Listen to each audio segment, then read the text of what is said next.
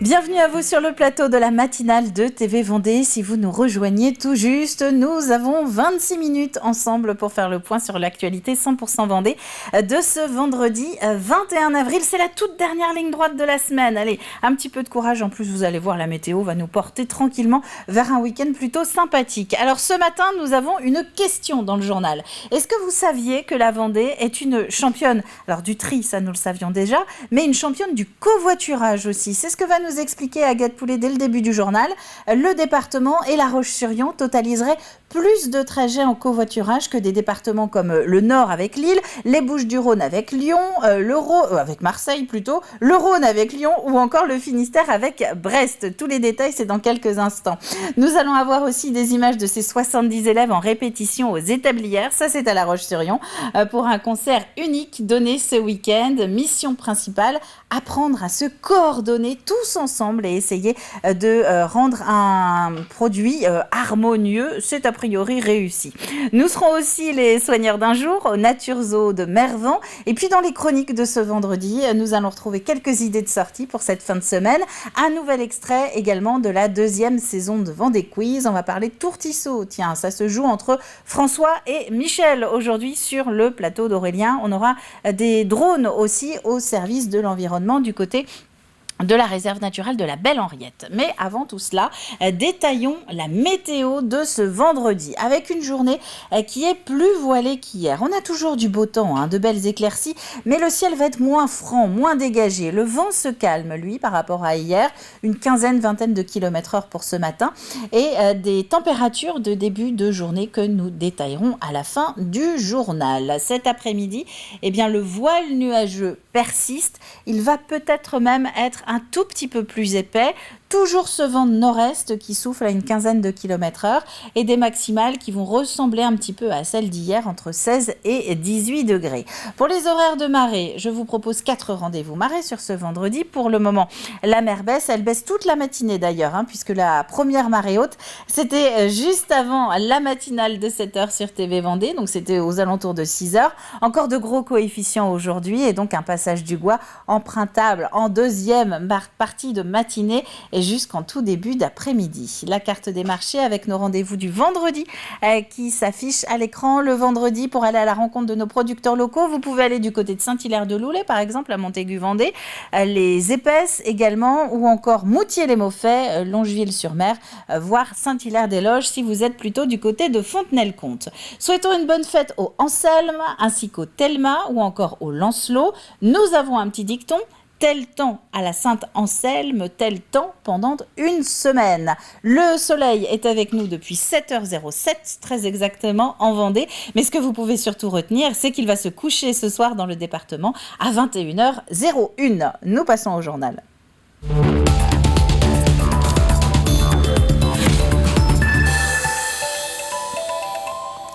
Pas tout à fait seul, mais pas non plus au milieu de la foule. Les covoitureurs, notamment pour les trajets domicile-travail, sont de plus en plus nombreux. À l'échelle nationale, le partage de voitures individuelles a explosé le mois dernier, quasiment plus 40% par rapport au mois précédent. Les journées de grève hebdomadaires liées à la réforme des retraites n'y sont sans doute pas étrangères.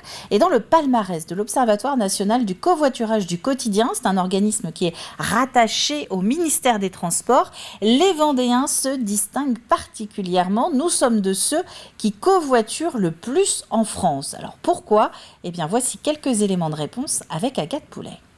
Comment on explique cet engouement ? C'est très simple et il y a 3 raisons. La première, c'est l'implication des collectivités locales. La majorité des communautés de communes encouragent le covoiturage avec des subventions et des partenariats avec des applications de covoiturage. La seconde, c'est l'implication de la région Pays de la Loire pour accélérer l'ampleur du covoiturage sur son territoire. Donc la région cofinance le covoiturage du quotidien pour offrir d'un côté une rémunération plus attractive aux conducteurs et de l'autre une participation financière très réduite pour les passagers avec 4 applications. Cela concerne les applications BlaBlaCar, Daily, Klaxit, Mobicoop et Caros. D'ailleurs, cette dernière est l'une des plus utilisées en Vendée avec 10 000 inscrits. Un trajet sur 2 de covoiturage de courte distance se fait sur cette application.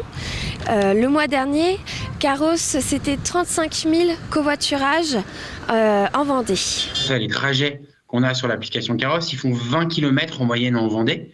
C'est dans leur quasi-exclusivité des trajets qui sont à destination des employeurs.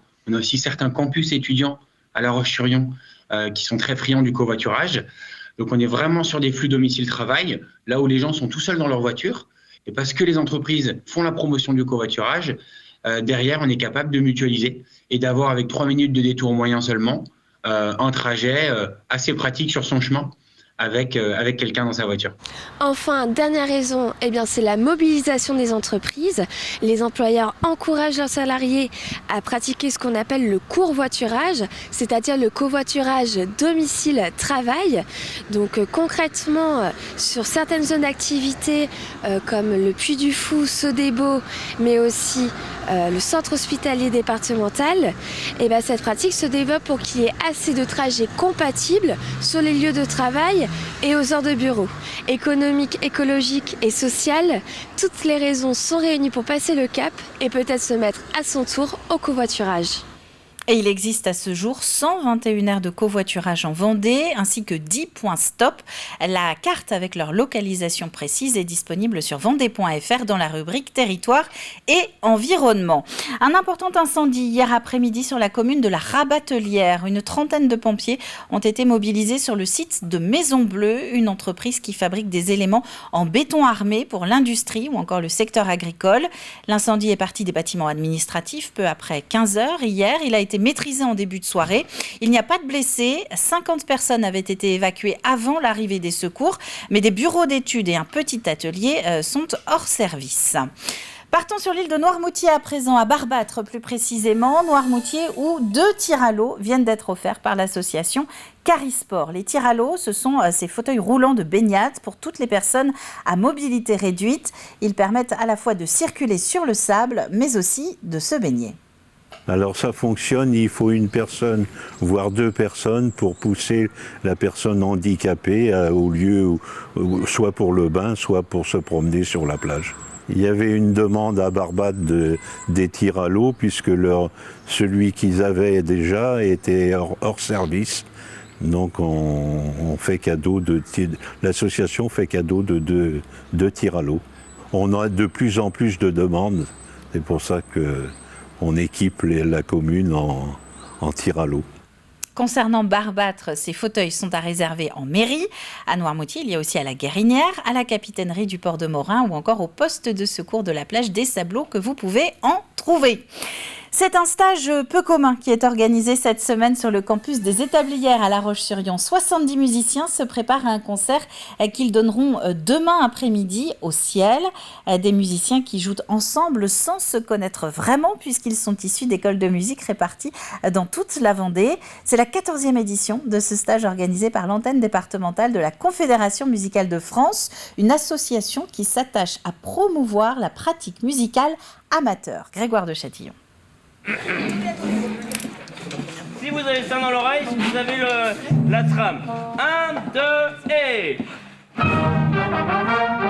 77 élèves en stage d'orchestre d'harmonie venus de toute la Vendée pour progresser.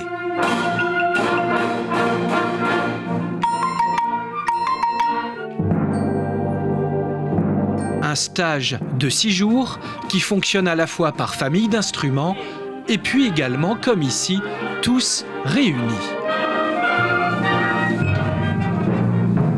C'est joli, c'est mignon, mais c'est pas entraînant. Les musiciens sont toujours là pour partager leurs émotions et puis l'envie de jouer en ensemble. Des musiciens amateurs de tous les âges, issus des écoles de musique et conservatoires du département. On joue 6 heures par jour, du coup je progresse beaucoup. On fait des morceaux difficiles, mais après on s'habitue. Ce qui est très agréable aussi, c'est les mélanges d'âge, beaucoup de jeunes, mais aussi des anciens, donc ça c'est magnifique. 1, 2. C'est trop tard. Un stage à l'initiative de la Confédération musicale de France-Vendée qui vise à promouvoir la pratique musicale amateur.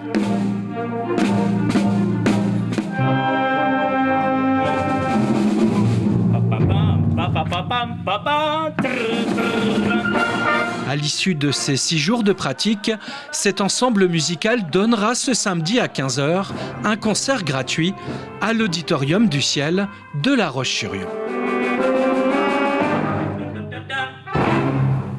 Un peu de surf à présent sur le littoral du pays de Saint-Gilles-Croix-de-Vie. Ce n'est pas forcément le premier spot cité spontanément pour la pratique de cette discipline et c'est justement pour cela que l'Office de tourisme vient de signer un partenariat avec le professionnel Tristan Guilbeault. Le trentenaire qui est originaire de Saint-Gilles a notamment figuré à 3 reprises sur les 3 dernières années dans le top 10 des meilleurs surfeurs européens. Il va donc promouvoir la pratique du surf dans le pays de Saint-Gilles-Croix-de-Vie en échange d'une enveloppe qui lui permettra de financer le quart de sa saison 2023. C'est un gros coup de main pour moi justement pour financer ma saison sportive qui avec tous les voyages coûte assez cher. Aujourd'hui les sponsors souffrent un petit peu de la crise aussi malgré tout, malgré le fait qu'il y ait de plus en plus de surfeurs à l'eau. Les marques de surf ont perdu un petit peu l'argent et même la stratégie aussi de com vis-à-vis des surfeurs professionnels. C'est beaucoup plus dur de trouver des sponsors. Donc le soutien de l'Office de tourisme et qui plus est, moi c'est vraiment mes racines et ma région. Je suis vraiment ravi de pouvoir compter sur eux et ça va me permettre de pouvoir continuer à voyager, continuer de faire les compétitions à l'étranger et essayer d'aller performer du mieux possible. On connaissait un petit peu Tristan, il était en recherche de sponsors. Même si effectivement il pratique un petit peu partout dans le monde et en France, il est très attaché, il est tout le temps licencié au club de Saint-Gilles. On a les spots, on n'a malheureusement pas forcément, comme on a eu il y a quelques années, de grosses compétitions. Et l'idée c'était de se dire, en attendant d'avoir prochainement peut-être des nouvelles compétitions internationales, c'était de pouvoir donner ce crédit et cette valeur au surf par une personnalité, et donc par Tristan Guilbeault. Alors tout le monde n'est pas sur le littoral pendant ces vacances de printemps. Certains jeunes Vendéens en profitent aussi pour découvrir des métiers qu'ils n'ont pas l'habitude de côtoyer, des métiers qui nourrissent pourtant beaucoup l'imaginaire. C'est le cas notamment des soigneurs animaliers. Le Nature Zoo de Mervan propose donc aux enfants à partir de 10 ans de passer une journée à leur côté pour partager le quotidien du site. Agathe Poulet. Les loutres, elles vont manger tous les poissons. Les loutres, elles mangent toute la viande. Après avoir préparé les repas, les 5 soigneurs juniors vont aller nourrir la majorité des animaux du parc. Premier arrêt, les chats des sables. La petite chute. Faites attention, on peut lui marcher dessus. Qui veut nourrir la femelle en premier? Moi. On sera chacun votre tour. Tu prends la souris par la queue et tu lui montres. Elle va venir. Le but de cette activité, c'est que les jeunes découvrent les animaux d'un parc animalier, savoir comment on travaille avec les animaux tous les jours, parce que c'est quelque chose qu'ils ne font pas habituellement, tout en donc découvrant le métier, mais aussi avec une part de jeu.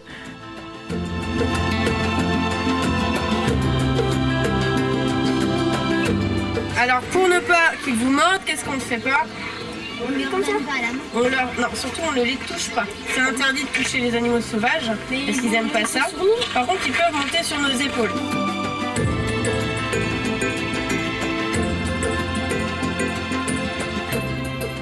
J'ai appris que les saïmiris, il ne faut pas leur sourire parce que sinon ils sont en colère. Nous, en tant que soigneurs, on essaye de leur apprendre le plus de choses possibles sur les animaux, sur la conservation de l'espèce, que ce sont des espèces menacées, que tout simplement des espèces sauvages, il ne faut pas les caresser, et leur expliquer pourquoi.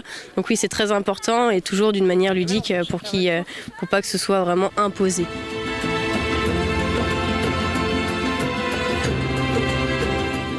J'ai l'impression qu'elle tremble.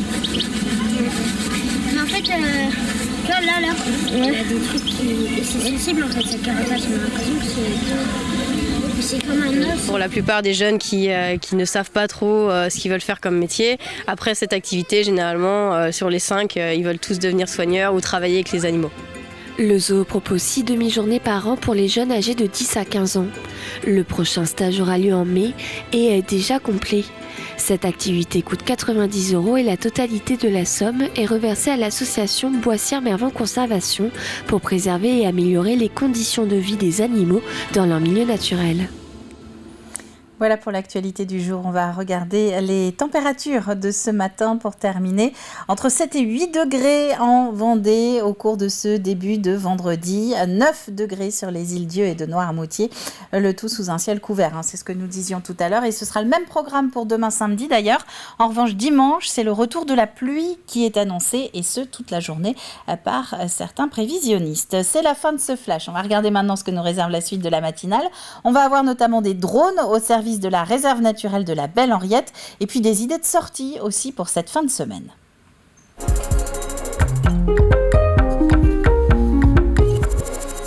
On va partir à la Tranche-sur-Mer pour commencer. La réserve a investi dans 2 drones pour avoir des images précises de l'évolution du cordon dunaire. Des drones qui sont partagés avec d'autres réserves gérées par la LPO comme celle de Saint-Denis-du-Perret.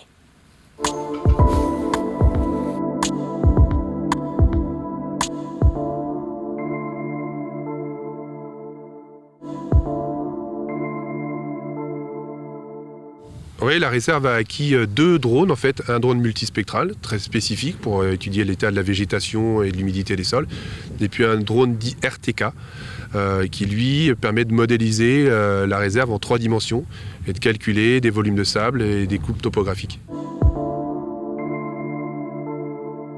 Ça nous donne une image en temps réel de la réserve et surtout ça donne une image pour le futur.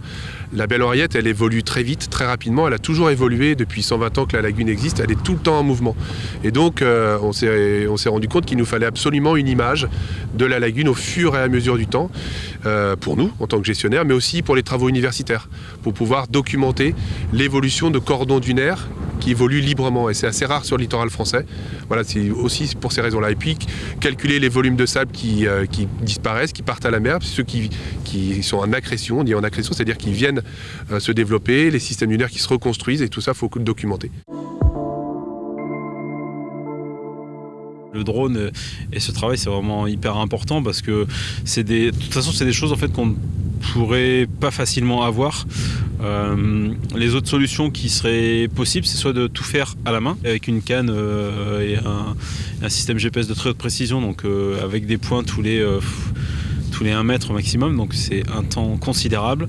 Ou sinon, ça serait de faire intervenir donc un avion avec du matériel de très haute précision. Donc là, on a un coût qui serait largement supérieur.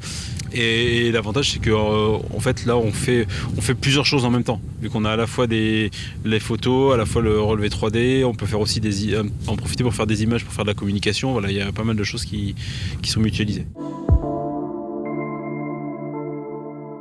Alors une fois qu'on a fait l'acquisition des images sur le terrain, l'ordinateur lui va travailler, c'est des images qui sont très lourdes, très complexes, donc là il faut des serveurs très puissants, et ça nous permet de générer des images en 3 dimensions et de calculer des volumes de sable, des coupes topographiques de façon très précise. C'est un élément de connaissance qu'on veut avoir avec l'usage des drones, notamment sur certains accès plages.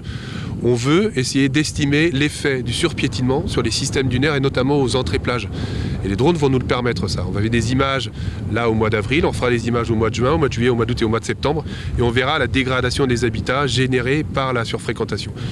Et là, effectivement, on pourra apporter des réponses en termes d'aménagement de ces accès. Ils sont déjà aménagés, sécurisés pour que les gens restent dessus.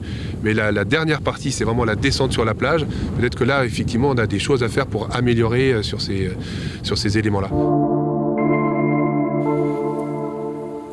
La réserve de la Belle Henriette qui organise ce dimanche après-midi une séance découverte et comptage des oiseaux. Si ça vous intéresse, le rendez-vous c'est 14h, plage du Casino à La Faute-sur-Mer. Des idées de sortie à présent ?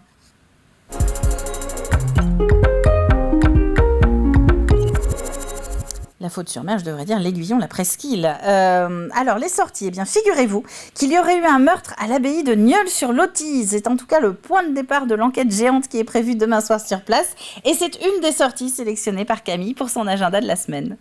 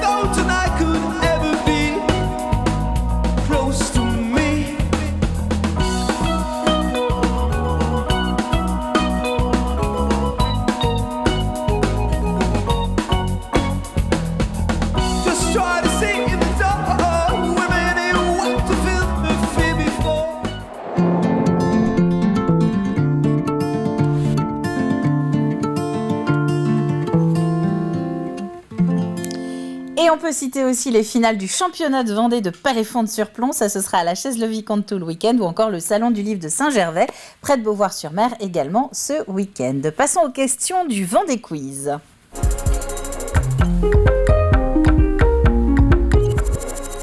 François et Michel sont sur le plateau aujourd'hui avec les buzzers du Vendée Quiz et sous la houlette d'Aurélien Huard. Ils s'affrontent autour de plusieurs questions, notamment une qui ne devrait mettre personne d'accord.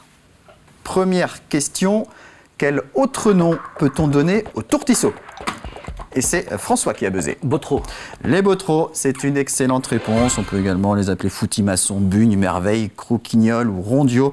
Les tourtisseaux, donc, qui se réalisent avec une pâte levée que l'on fait frire, une pâtisserie que l'on consomme surtout en période de Mardi Gras. Donc 2 points de plus pour vous, François. On va regarder un logo maintenant pour la deuxième question.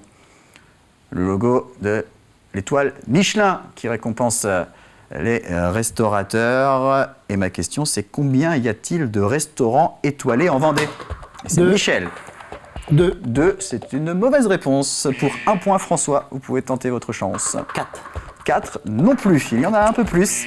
9 restaurants étoilés en Vendée, dont un avec 3 étoiles. Il s'agit de Alexandre Couillon à la Marine à Noirmoutier, et puis plusieurs restaurateurs qui ont 1 étoile. Jean-Marc Perrochon à Bretignolles, Xavier Giraudet à Montaigu, Nicolas Coutan à Brême-sur-Mer, Valentin Maurice à Chambéry, Benjamin Pâtissier à Montrévert, et 3 nouveaux en 2023, les Reflets à La Roche-sur-Yon, la Maison Deux Amis à Mareuil-sur-Lay et la Bissiou au Sable-d'Olonne. Donc pas de points inscrits sur cette deuxième question. On passe à la 3e. On va reparler voile avec le Vendée Globe. Et en février dernier, quelle navigatrice candidate au Vendée Globe a été évincée par son sponsor après sa maternité ? Ça a fait grand bruit, ça a créé une grande polémique. Allez, tentative de François. Samantha Davis, mais je pense que ce n'est pas Samantha Davis. Alors Michel, pour 1 point. Ça finit en ERE. Oui, une française, en plus je le vois avec les cheveux bouclés. Attention François, vous ne pouvez plus répondre. Michel, je laisse encore 5 mais non, mais j'ai la mémoire secondes. qui flanche là. Vous ne l'aurez pas ? Non.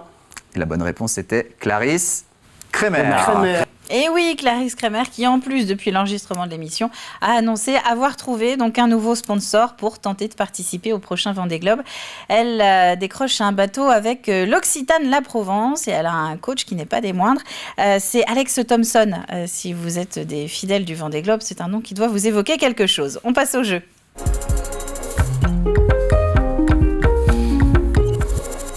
Allez, c'est la dernière possibilité d'avoir la question pour tenter de remporter nos places de ciné.